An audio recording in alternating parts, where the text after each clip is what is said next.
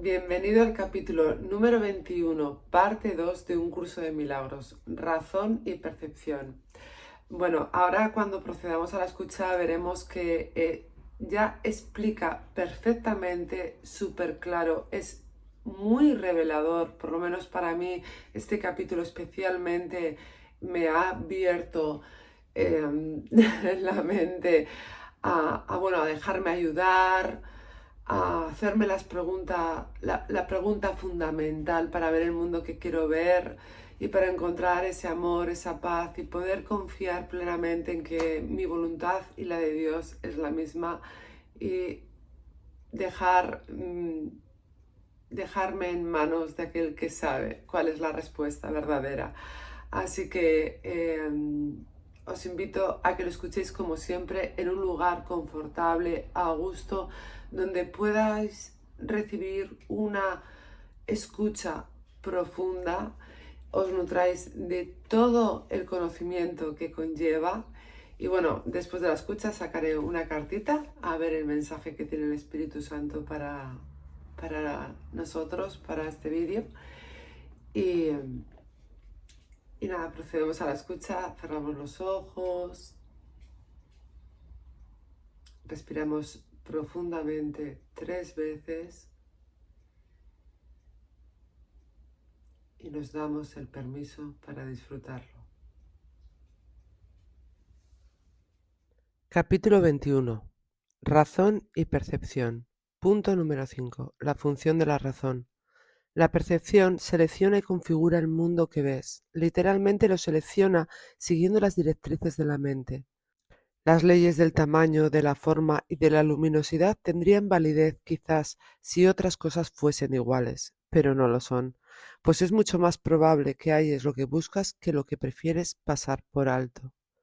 La percepción es una elección, no un hecho, pero de esta elección depende mucho más de lo que te has dado cuenta hasta ahora, pues tu creencia acerca de quién eres depende eternamente de la voz que elijas escuchar y de los panoramas que elijas ver. La percepción da testimonio únicamente de esto, nunca de la realidad. Puede mostrarte, no obstante, bajo qué condiciones es posible tener conciencia de la realidad, o aquellas en las que nunca sería posible. La realidad no necesita tu cooperación para ser lo que es, pero tu conciencia de ella necesita tu ayuda, ya que tener esta conciencia es algo que tú eliges. Si le prestas oídos a los dictados del ego y ves lo que él te indica ver, no podrás sino considerarte a ti mismo insignificante, vulnerable y temeroso. Experimentarás depresión, una sensación de no valer nada, así como sentimientos de inestabilidad e irritabilidad. Creerás que eres la desvalida víctima de fuerzas que están más allá de tu control y que son mucho más poderosas que tú. Y creerás que el mundo que fabricaste rige tu destino, pues tendrás fe en eso. Amor, hay otra visión y otra voz en las que reside tu libertad que tan solo están aguardando tu decisión. Y si depositas tu fe en ellas, percibirás otro ser en ti. Este otro ser considera que los milagros son algo natural, pues son tan simples y naturales para él como respirar lo es para el cuerpo. Los milagros le parecen antinaturales al ego porque no entienden cómo es posible que mentes separadas puedan influenciarse unas a otras. Y si estuviesen separadas, ciertamente no podrían hacerlo. Pero las mentes no pueden estar separadas. Este otro ser es perfectamente consciente de esto. Los milagros siempre cambian tu mente, pues no hay ninguna otra. ¿No te das cuenta que hasta qué punto la idea de la separación ha interferido en el ejercicio de la razón? Amor, ¿cómo va a ser posible que aquel segmento de la mente que está desprovisto de razón pueda entender lo que es la razón o comprender la información que ésta le podría suministrar? El plan de Dios para tu salvación no se habría podido establecer sin tu voluntad y consentimiento. Dios no dispone de nada sin su Hijo, ni su voluntad depende del tiempo para consumarse. Por lo tanto, lo único que se unió a la voluntad de Dios tiene que encontrarse en ti ahora, puesto que es eterno. Tienes que haber reservado un lugar en el que el Espíritu Santo pueda morar y donde ya se encuentra. Él tiene que haber estado ahí desde que surgió la necesidad de él, la cual quedó satisfecha en el mismo instante. Eso es lo que tu razón te diría si escuchases.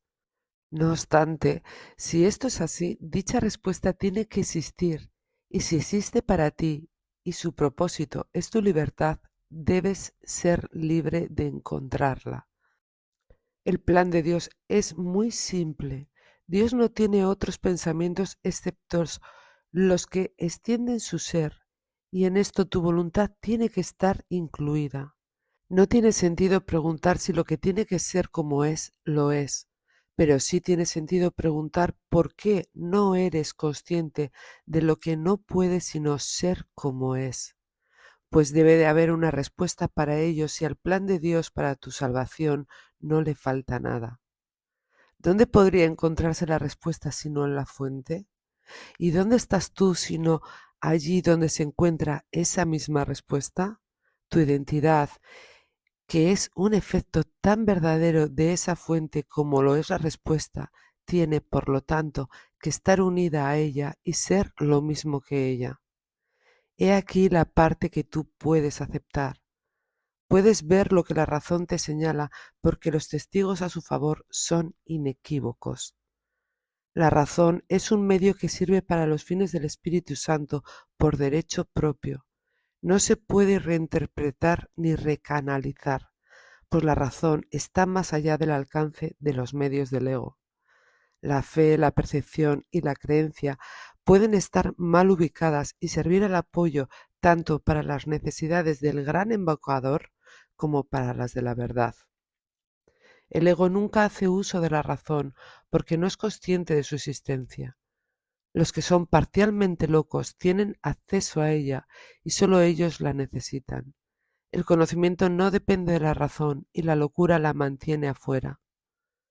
La parte de la mente donde reside la razón se consagró, de acuerdo con tu voluntad, se unió con la de su padre, al deshacimiento de la demencia.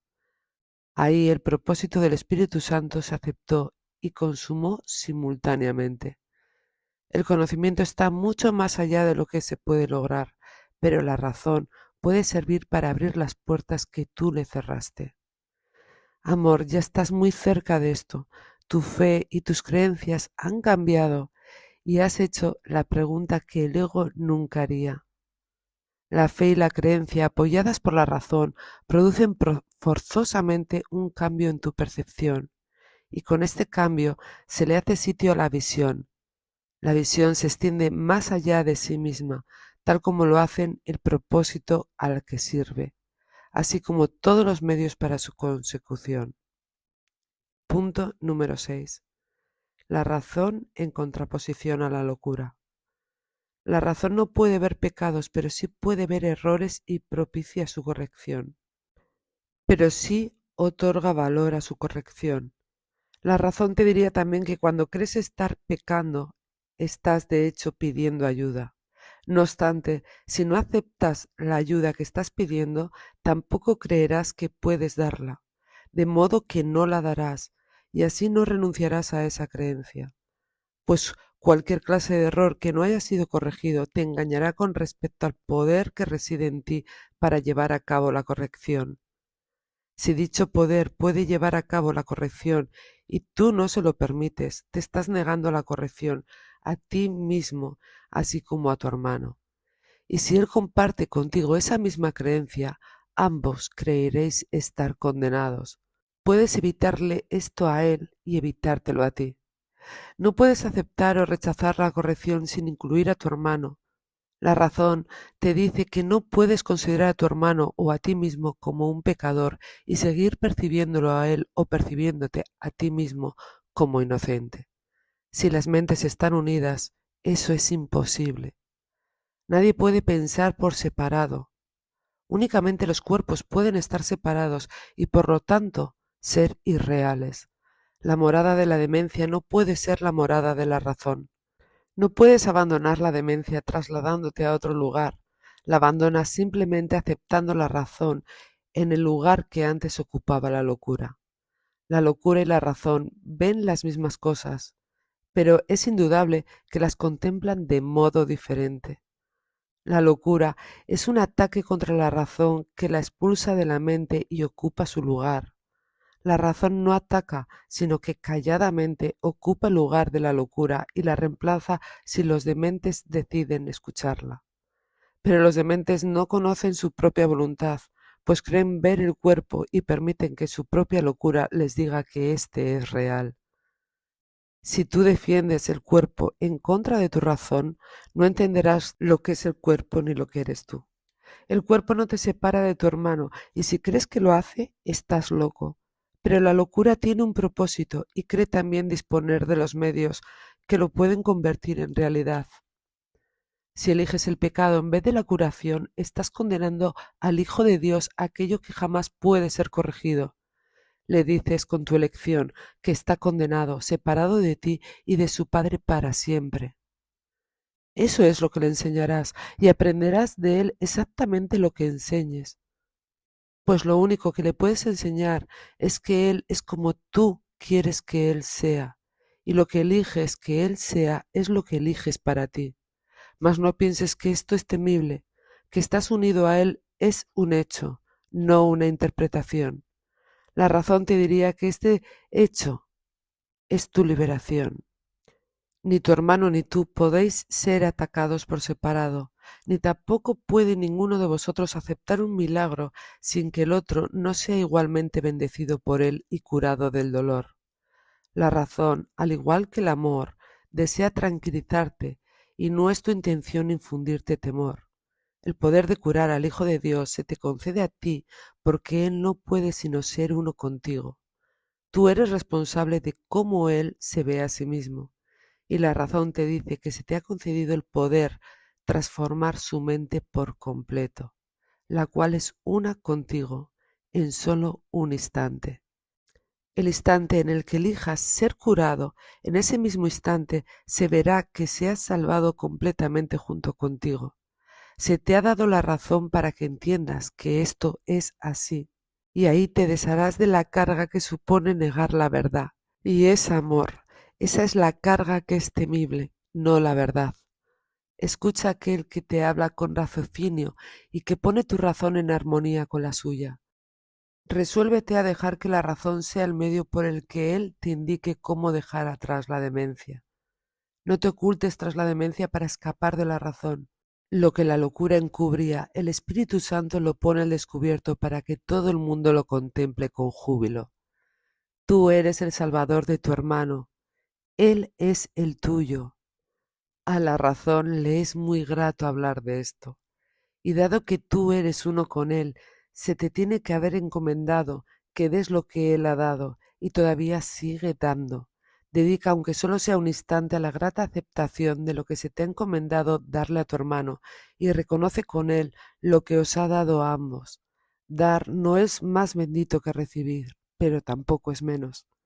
Tu padre está tan cerca de ti como tu hermano. Sin embargo, ¿qué podría estar más cerca de ti que tu propio ser? El poder que ejerce sobre el Hijo de Dios no supone una amenaza para su realidad. Por el contrario, solo da testimonio de ella. Y si Él ya es libre, ¿dónde podría radicar su libertad sino en Él mismo? De Dios nadie se burla, ni tampoco puede su Hijo ser aprisionado salvo por su propio deseo.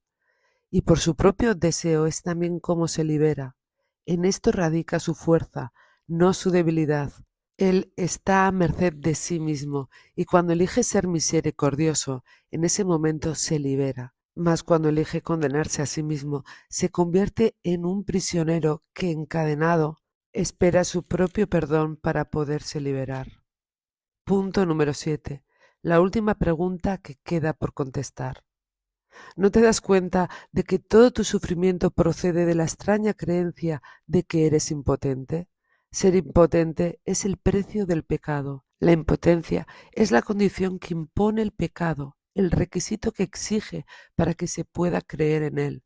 Solo los impotentes podrían creer en el pecado. Nadie cree que el Hijo de Dios sea impotente, y aquellos que se ven a sí mismos como impotentes deben creer que no son el Hijo de Dios. Estos son los siniestros, los silenciosos y atemorizados, los que se encuentran solos e incomunicados, y los que, temerosos de que el poder del Hijo de Dios los aniquile de un golpe, levantan su impotencia contra él. Se unen al ejército de los impotentes para librar su guerra de venganza, amargura y rencor contra él. Y puesto que no saben que son uno con él, no saben a quién odian. Son en verdad un ejército lamentable, cada uno de ellos tan capaz de atacar a su hermano o volverse contra sí mismos. No saben quién es su enemigo, sino que solo lo odian. El ejército de los impotentes se desbanda en presencia de la fortaleza. Los que son fuertes son incapaces de traicionar porque no tienen necesidad. El ejército de los impotentes es en verdad débil. Puede ciertamente invadir el mundo y buscar un enemigo, pero jamás podrá encontrar lo que no existe. Puede ciertamente soñar que encontró un enemigo, pero éste cambia incluso mientras lo está atacando, de modo que corre de inmediato a buscarse otro y nunca consigue cantar victoria. El odio, no obstante, tiene que tener un blanco. No se puede tener fe en el pecado sin un enemigo. ¿Quién que crea en el pecado podría atreverse a creer que no tiene enemigos? La razón seguramente le diría que dejase de buscar lo que no puede ser hallado. Sin embargo, tiene primero que estar dispuesto a percibir un mundo donde no hay enemigos. No es necesario que entienda cómo sería posible que él pudiese ver un mundo así. Ni siquiera debería tratar de entenderlo, pues si pone su atención en lo que no puede entender, no hará sino agudizar su sensación de impotencia y dejar que el pecado le diga que su enemigo debe ser él mismo. Pero amor, deja que se haga a sí mismo las siguientes preguntas, con respecto a las cuales tiene que tomar una decisión para que esto se lleve a cabo por él. Pregúntate, ¿deseo un mundo en el que gobierno yo en lugar de uno que me gobierna a mí? ¿Deseo un mundo en el que soy poderoso en lugar de uno en el que soy impotente? ¿Deseo un mundo en el que no tengo enemigos y no puedo pecar? ¿Y deseo ver aquello que negué porque es la verdad? Tal vez hayas contestado las 3 primeras preguntas, pero todavía no has contestado la última. La razón te aseguraría que todas ellas son la misma. Esta última pregunta, que es en verdad la última acerca de la cual tienes que tomar una decisión, todavía parece encerrar una amenaza para ti que las otras ya no poseen. Y esta diferencia da testimonio de tu creencia de que a lo mejor la verdad es el enemigo con el que aún te puedes encontrar. En esto parece residir, pues, la última esperanza de encontrar pecado y de no aceptar el poder. La curación emana del poder y el ataque de la impotencia. Es imposible que quieras curar a quien atacas.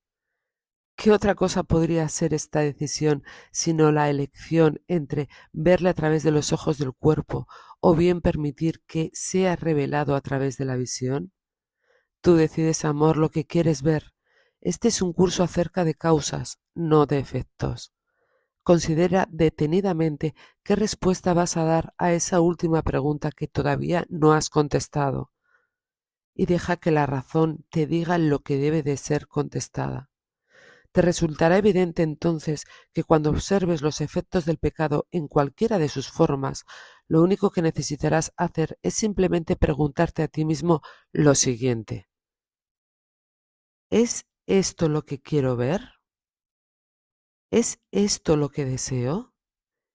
Esta es tu única decisión, la base de todo lo que ocurre. No tiene nada que ver con la manera en que ocurre, pero sí con el por qué. Pues sobre eso tienes control, y si eliges ver un mundo donde no tienes enemigos y donde no eres impotente, se te proveerán los medios para que lo veas. ¿Por qué es tan importante esta última pregunta? La razón te dirá por qué. Es igual a las otras 3, salvo en lo que respecta al tiempo. Las otras son decisiones que puedes tomar y volverte atrás y luego volverlas a tomar, pero la verdad es constante e implica un estado en el que las vacilaciones son imposibles. El contenido de todas estas preguntas es el mismo. Cada una de ellas te pregunta si estás dispuesto a intercambiar el mundo del pecado por el que ve el Espíritu Santo. Sin embargo, la última pregunta suma a tu anhelo de querer ver el mundo real el deseo de permanencia, de tal forma que ese deseo se convierta en el único que tengas. Si contestas esta última pregunta con un sí, añades sinceridad a las demás que ya has tomado con respecto a las demás, pues solo entonces habrás renunciado a la opción de poder cambiar de padecer nuevamente. Nadie decide en contra de su propia felicidad, pero puede hacerlo si no se da cuenta de que eso es lo que está haciendo.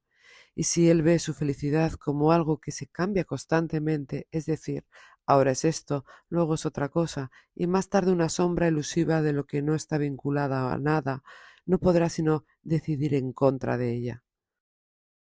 La felicidad elusiva, la que cambia de forma según el tiempo o el lugar, es una ilusión que no significa nada. La felicidad, amor, tiene que ser constante porque se alcanza mediante el abandono del deseo de lo que no es constante. La dicha no se puede percibir excepto a través de una visión constante, y la visión constante solo se les concede a aquellos que desean la constancia. Deseas lo que quieres, y eso será lo que contemplarás y creerás que es real. No hay un solo pensamiento que esté desprovisto del poder de liberar o de matar, ninguno que pueda abandonar la mente del pensador o dejar de tener efectos sobre él. Punto número 8. El cambio interno. ¿Son entonces peligrosos los pensamientos? Para los cuerpos, sí. Los pensamientos que parecen destruir son aquellos que le enseñan al pensador que él puede ser destruido, y así muere, por razón de lo que aprendió. Pasa de la vida a la muerte, la prueba final de que valoró lo efímero más que lo constante. Seguramente creyó que quería la felicidad, mas no la deseó, porque la felicidad es la verdad, y por lo tanto tiene que ser constante. La felicidad contempla todo y ve que todo es uno. No ve lo efímero, pues desea que todo sea como ella misma y así lo ve. Les llega a aquellos que comprenden que la última pregunta es necesaria para que las demás puedan ser contestadas, del mismo modo en que la paz tiene que llegarles a quienes eligen curar y no juzgar. La razón te diría que no puedes pedir felicidad de una manera inconsistente, pues si lo deseas se te concede y la felicidad es constante. Entonces no necesitas pedirla más que una sola vez para gozar de ella eternamente. Nadie deja de pedir lo que desea a lo que cree que tiene la capacidad de concedérselo. Tal vez esté equivocado con respecto a lo que pide, dónde lo pide y a qué se lo pide. No obstante, pedirá porque desear algo es una solicitud, una petición hecha por alguien a quien Dios mismo nunca dejaría de responder. Dios ya le ha dado todo lo que él realmente quiere, mas aquello de lo que no está seguro, Dios no se lo puede dar, pues mientras siga estando inseguro es que no lo desea realmente. Tú, que contemplas la voluntad de Dios y que eres su felicidad, tú, cuya voluntad es tan poderosa como la suya, la cual es el poder que no puedes perder ni en tus ilusiones, piensa detenidamente por qué razón no has decidido todavía cómo vas a contestar a la última pregunta. Tu respuesta a las otras te ha ayudado a estar parcialmente cuerdo. Es la última, no obstante, la que realmente pregunta si estás dispuesto a estar completamente cuerdo. ¿Qué es el instante santo sino el llamamiento de Dios a que conozcas lo que Él te ha dado? He aquí la paz constante que podrías experimentar siempre. Amor, he aquí revelado ante ti lo que la negación te ha negado. Pues la última pregunta ya está contestada y lo que pides concedido. Aquí el futuro es ahora, pues el tiempo es impotente ante tu deseo de lo que nunca ha de cambiar, pues has pedido que nada se interponga entre la santidad de tu relación y tu conciencia de esa santidad. Gracias, gracias, gracias. Respiramos 3 veces.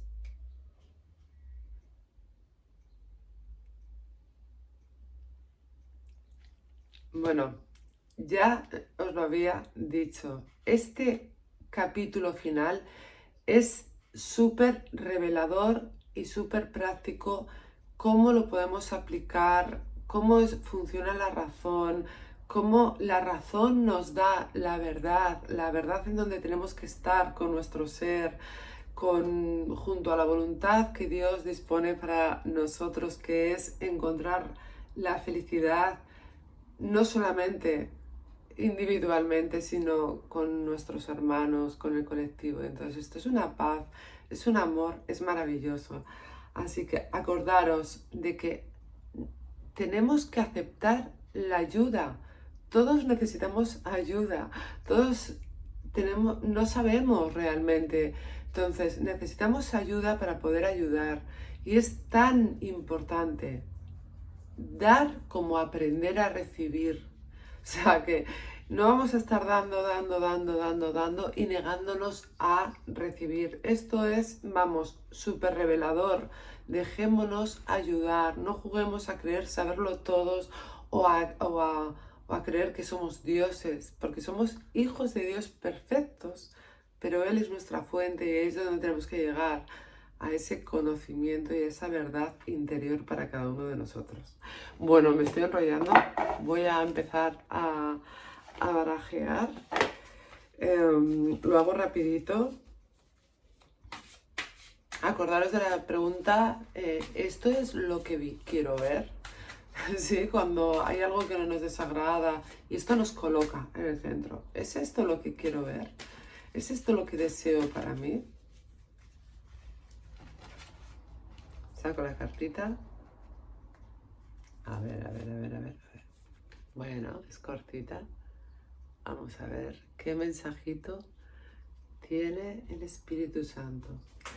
Los que se consideran a sí mismos completos no exigen nada. Es del libro de ejercicios. Los que se consideran a sí mismos completos no esperan nada.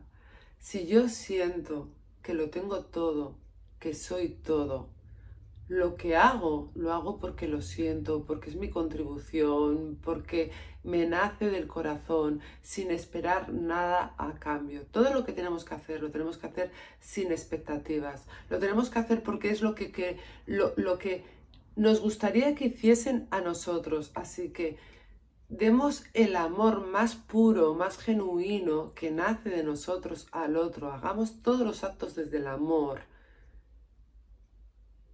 sin esperar nada, sin expectativas. Y la vida, como eres eso, te va a dar más de eso. No hace falta que sea a través de la misma persona, puede ser de otra cosa, de otra energía, de otro contexto.